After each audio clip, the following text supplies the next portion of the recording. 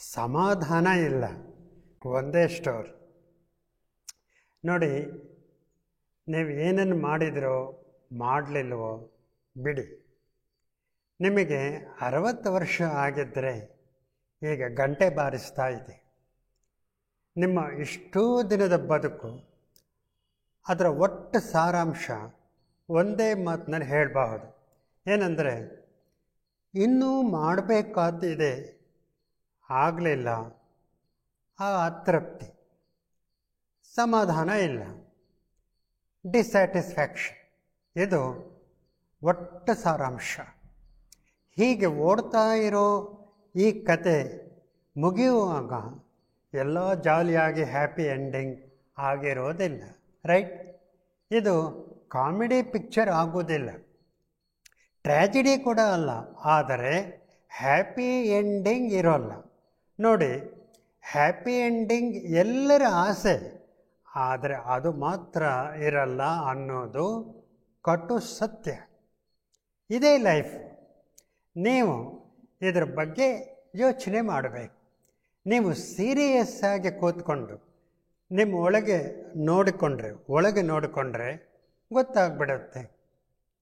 ವಯಸ್ಸಾಗುತ್ತಾ ಬಂದ ಹಾಗೆ ದೇಹ ವೀಕ್ ಆಗುತ್ತೆ, ಮನಸ್ಸು ಮಂಕಾಗುತ್ತೆ, ಬದುಕು ಹೆಚ್ಚು ಮೈಂಡ್ಲೆಸ್ ಆಗ್ತಾ ಹೋಗುತ್ತೆ. ಒಂದು ಹೊಸ ವಿಚಾರನೂ ಆಗ ಅರ್ಥ ಆಗಲ್ಲ. ಜನ ಹೀಗೆ ಇರ್ರೆಲೆವೆಂಟ್ ಆಗಿಬಿಡ್ತಾರೆ.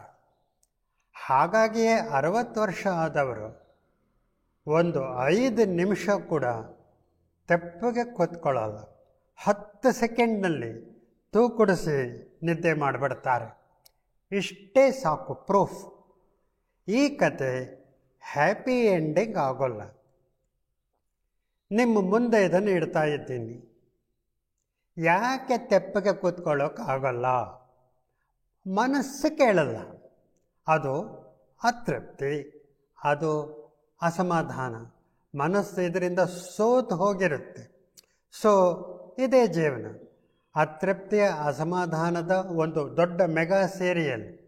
ಇದನ್ನೇ ಬುದ್ಧ ಹೇಳಿದ್ದು. ನಾವು ಮೆಡಿಕಲ್ ಡಾಕ್ಟರ್ಸು ಇದನ್ನು ಬೇರೆ ಥರ ಹೇಳ್ತೀವಿ.